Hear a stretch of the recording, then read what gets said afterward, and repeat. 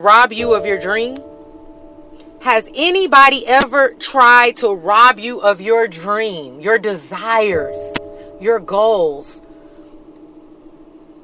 In most cases, if you've ever tried to achieve anything, you've experienced someone who tried to rob you of your dream.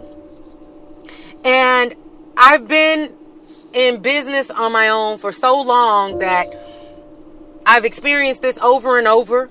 And it always is sad at first, but then it gets to be something that you just accept as a part of it. And I think the reason why it hurts the most is because typically it comes from someone who's closest to you. That's the person who is the dream drowner, as I call it. And that's why it hurts the most. It wouldn't hurt that bad if it was from a stranger or someone you didn't know or someone you've never met or someone who you consider a competitor. It wouldn't hurt in those cases. But it always hurts when it's from someone who you love. And this situation just happened to me recently because my daughter told me that she called my dad and told him about her dream. This is my oldest daughter, not the youngest one, not the one who's in middle school, but my oldest daughter. And so she called my dad and asked him and told him about her dream and that she was actually pursuing it. And the words that he told her broke her heart for a minute until we were able to talk. But the words that he told her verbatim were, "Well, I do not like to be the bearer of bad news, but you probably won't make it." Let me say that again. "I don't want to be the bearer of bad news, but you probably won't make it." Who does that? Please tell me who does that. Who demotivates someone? Where are those people at? Like, how does that thought even come in their head to say something like that? That's so demotivating. And so in this case, as I mentioned, I consider that like a second generation dream drowner because I've already experienced it firsthand with myself or my siblings. And now I have to experience it again with another generation, with hearing my own dad tell my child what they can't do, and speaking of their limitations and why they may as well not even try, because more than likely they will not make it. Who does that? And so I want to just let you know that in many cases, why do I call them dream drowners? I call them dream drowners is because it's as if they have a water hose and they're standing there and they're just soaking your dreams with water until that dream drowns, until you no longer consider it anymore, until you no longer actively pursue it anymore. And in many cases, they may not consciously be drowning your dream. They may look at it as if they have an umbrella in their hands and they're actually protecting you from possible dangers, from possible hurts, from possible disappointments. So in some cases, it's intentional, and in some cases, it's not intentional. But nevertheless, they are still a dream drowner. They are drowning out something that's important to you, something that is a desire for you. And if we are here on earth to live out life, to live out loud, to live with passion, to live with joy, to live with excitement, which means honoring that expression within us that wants to be expressed fully, completely, passionately, unapologetically. So if we have that expression in us and it wants to be fulfilled and we deny it like so many do, what's the joy in that? What's the joy in playing it safe?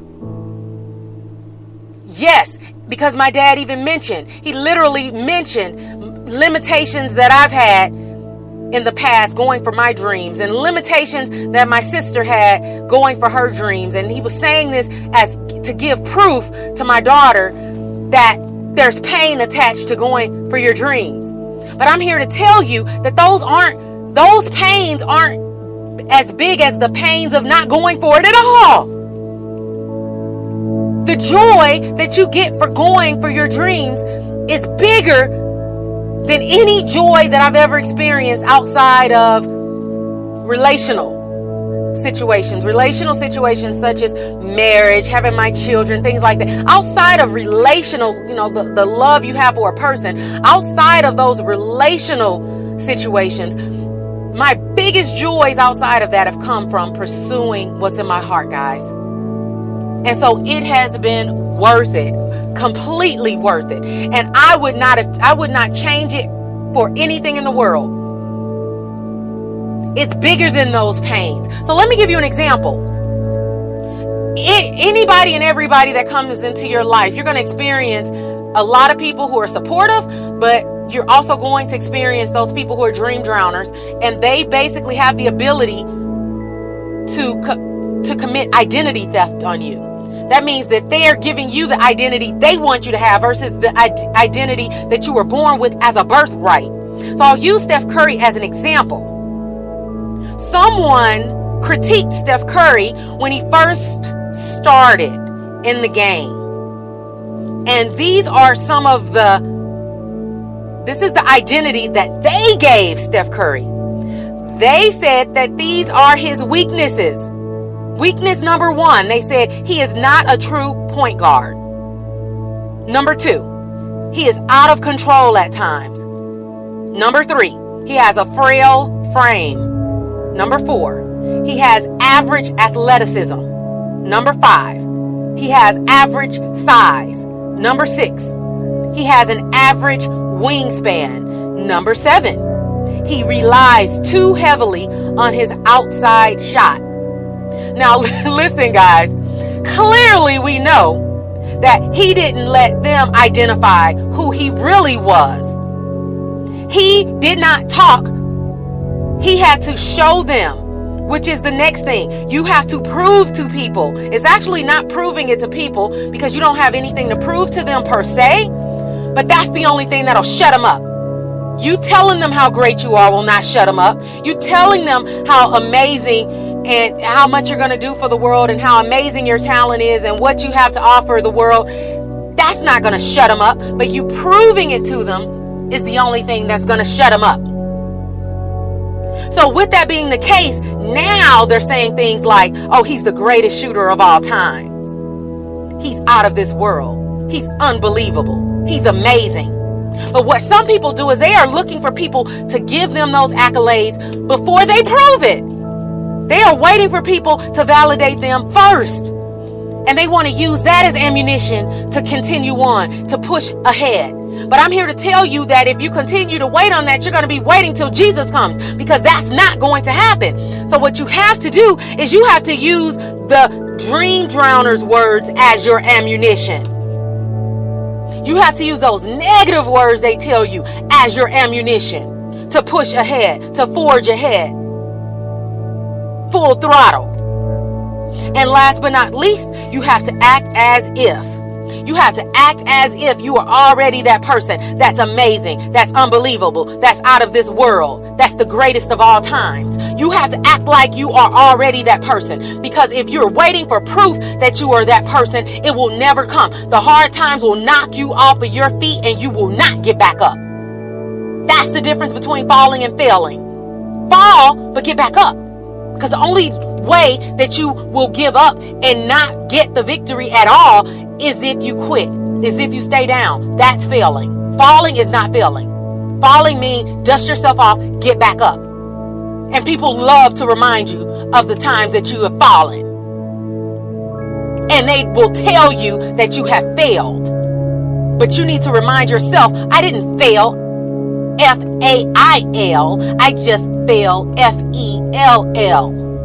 You have to tell yourself that. And it starts with acting as if you are the greatest. So remember, when you worry, stress, resist, or doubt, you go without. I'll say that one more time. When you worry, stress, resist, and doubt, you go without.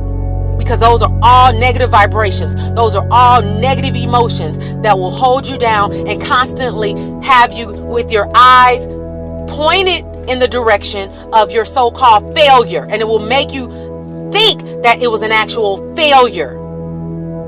And so your mind will constantly remind you, in addition to people, that you're a failure. So you have to deal with people and your own mindset, the negative part of your mindset. So what you have to do to combat that is you have to tell yourself that you have already arrived. You have to act as if you have already arrived. You have to roll up your sleeves and give it your all and expect greatness and expect for you to continue to succeed and go higher and higher and higher and higher. And let the proof that you see in it be within your imagination. Don't look for the proof on the outside of you. Look for the proof within. Because when you see the proof in your imagination, you will eventually see the proof on the outside. But it starts in your head. That's why the mental game is the biggest game. And that's why when I work with clients, I work with their mental fitness and their emotional fitness in addition to their physical fitness. Because if they don't conquer that, they don't conquer those demons, then they're going to constantly be back at phase 1 over and over and over again. And they'll never get past phase 1.